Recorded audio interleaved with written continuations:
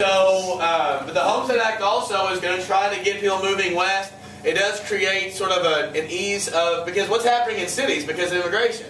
We're starting to have urbanization. The ironic part about American history is we have what's urbanization, by the way?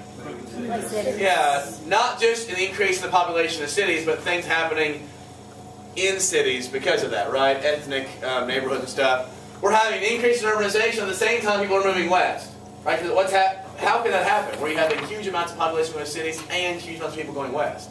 Yeah, really huge population. Yeah, your population's exploding, right? And the funny part about the Homestead Act is, who do you think took advantage of this the most? The rich people. The rich people. Companies did, yeah. What they would do was they would get people to have land, and they would buy up huge amounts of land for very cheap, right? If you are, is anyone from the Midwest very much? Texas. Where are you from? So okay, so you see some of the farms are just gigantic, right? And they're owned by big companies. Around here, like a 200-acre farm is a really big farm. 200-acre farm in like the Dakota or Nebraska or Indiana, where I went to high school, is not a farm, right? You can't grow corn on 200 acres and like make a lot of money off of it. Where in South Dakota? Were you southern South Dakota or? Okay, so there are lots of farms around where you're at, right? I mean, you're talking corn farms in northern Indiana, Illinois. You're talking 15, 20, 25,000 acre farms that are growing corn, right? And those aren't owned mostly by families. Those are business farms. Have you ever like eaten and you see on the bottom of your like chip bag or the bottom of your stuff, it says like ConAgra Foods. Have you ever seen ConAgra before? It's a huge multinational conglomerate that owns massive amounts of farms everywhere. And it wasn't them, they were not around in the 1860s, but it was farms like that who were consolidating. And who does that put pressure on if you have farms owned by large businesses? Small farmers. Yeah, it puts a lot of pressure on small farmers, which is setting up our next unit and my favorite part of history, the populist movement, where we have Farmer Picnic Day and all kinds of stuff. It's pretty awesome. And we get the coolest quote in American history by a woman named Mary Lease, who said Kansas should grow less corn and more hell. No, Kansas should raise less corn and more hell. Right? Kansas, and I want you to think about this, Kansas used to be one of the most radical political states in our country. Kansas almost voted for a socialist president 100 years ago. It used to be like the forefront, Iowa and Kansas, of like leftist politics. Do what? What happened? Lots of things. I think it would just be so much more amusing if Kansas and Iowa were still. Iowa actually is pretty liberal. Iowa went for Obama last 2 times, I think, and Iowa was one of the first states to legalize gay marriage. Although they did it through their state Supreme Court, not through voter action. But Iowa was actually pretty liberal. But did you guys have Miss Hensley in Spanish? Yeah. She's from Iowa, and she is not liberal. Like, she makes Ronald Reagan look like Mother Jones. And I don't know if you know who Mother Jones is, so maybe that doesn't mean anything to you. But anyway, she used to have, above her mantle, she had a big picture, giant portrait of George Bush and Ronald Reagan on her mantle. And she's from Iowa. I would talk to her about all the liberals in Iowa, and she'd get really worked up about it. A part of me thinks she secretly hated me. Now, the next thing I want to talk about is the Morrill Land Act. Remember, farmers were talking, because of the panics, remember we talked about the panics of like the 1850s? People are calling for more opportunity, more free land. And so the Homestead Act is one way they did it. And several 100,000 people moved west. Think about this, you're from Switzerland, right? Think about the government giving away millions of acres of free land. That sounds ridiculous, right? Because there isn't millions of acres of free land. Well, I know, but that's why I asked her that. Well, like here we actually have that much land, but there. Well, that's my point. Think about having a country where we have so much. And by the way, is this crappy land we're giving away? No. This is the most fertile land in the world. We're like, it got too much. Take it, people. Yes. How big is Switzerland relative to the rest of the U.S.? I don't know, like square footage wise. I can tell you that the biggest country in continental Europe, obviously not counting country like Russia and maybe the Ukraine, because the Ukraine sits, it's sort of European but also so culturally Asian type of things. France is usually considered the largest sort of Western European nation, size-wise, it's the size of Texas. And France is much, much, much bigger than Switzerland. England itself is the size of New York State.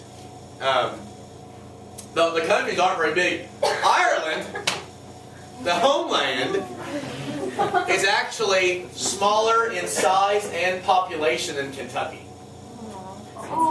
It is adorable, isn't it? Right, the homeland. My wife won't move back when we retire. She won't let me be an economist in Ireland. To be fair, Ireland's poor. I probably don't have any economists. But she doesn't want to be there. She says it rains too much, and she can already look at me. She doesn't want to see a whole country of me. She says there are a lot better looking guys in Italy. We'll go there. So I told her to make me a cake. She said, I make more money than you, but you make me a cake. And I said, okay. When me and Cooper and Alice get together, we're such a sad little lot. All of our wives make so much more money than we do. Cooper especially. Yeah. Kentucky is 40,000 square miles and Switzerland's only 15,000. Alright. So Switzerland is the size essentially of the 6th district, congressional district in Kentucky. It's essentially the size of central Kentucky. Although, to be fair, Switzerland has lots of mountains, so it takes a long time to get over those things. Maybe if you just spread it out. If you flattened it down like a pancake, then you would go out this way a little further. Alright, so let's talk about the ways that, that land was given out. One is the Homestead Act, right? Another one is the Morrill Land Grant Act. By the way, you also see the Morrill Tariff Act. Who do you suppose Morrill is? South. Whites. White. No, it's a guy. All the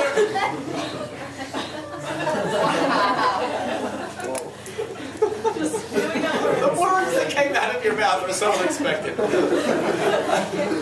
Whites. White people? I got to admit, like, who's it morally for? Who is Morrill? Whites. 1 is 7 plus 7. A duck. Morrill was a congressman, right? A lot of bills are passed and they're named after the person who writes the law, okay? That makes sense. I'm so happy that you have me this year off. You make my day every day. The Morrill Land Grant Act is actually fantastically important to our country.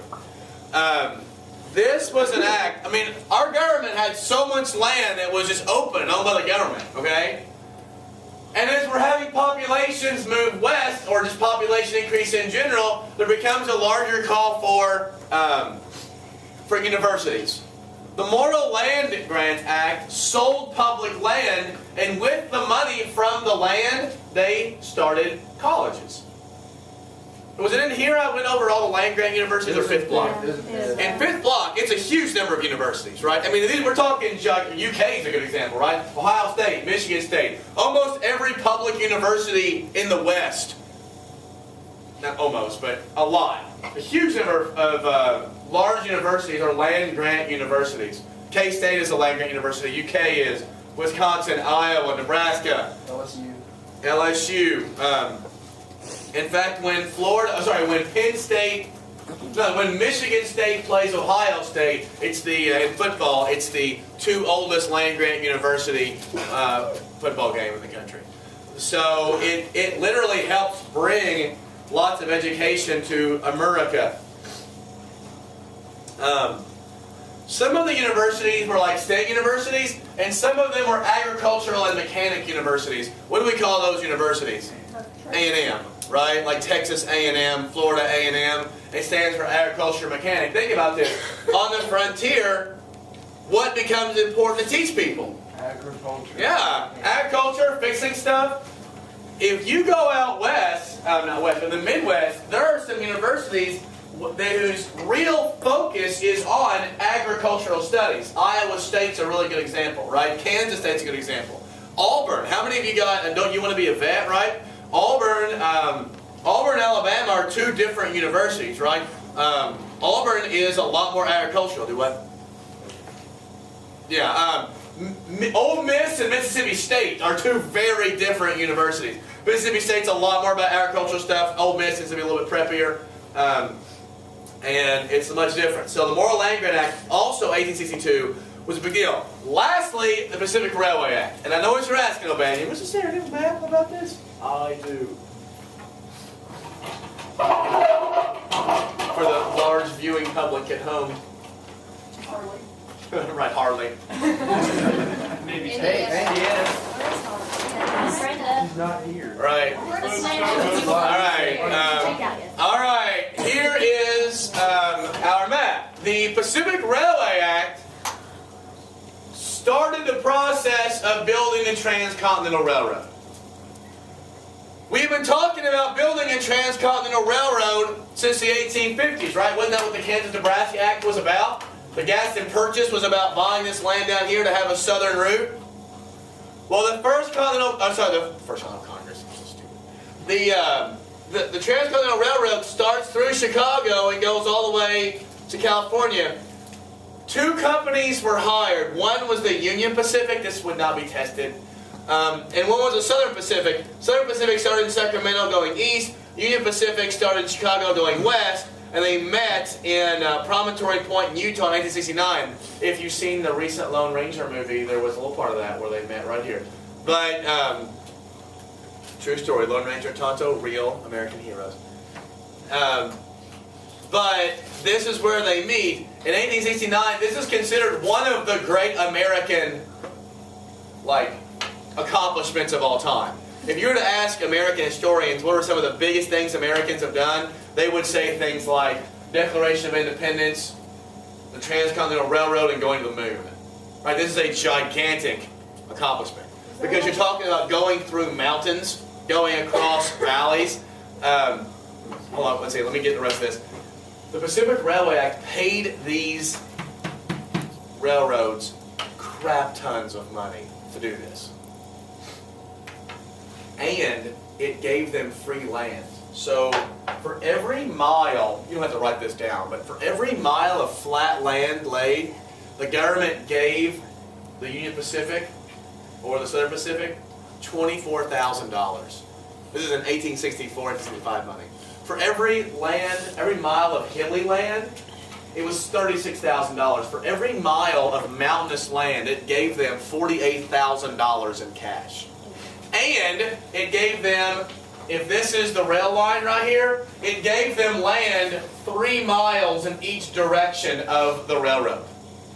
It comes out to about 45 million acres of free land they gave to railroad companies, plus paid them to do this.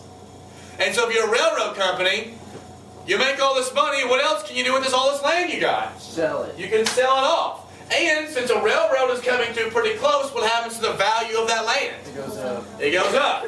So railroad companies become our first gigantic, multi-crazy rich, modern companies. Does this make sense? And it starts with Transcontinental Railroad.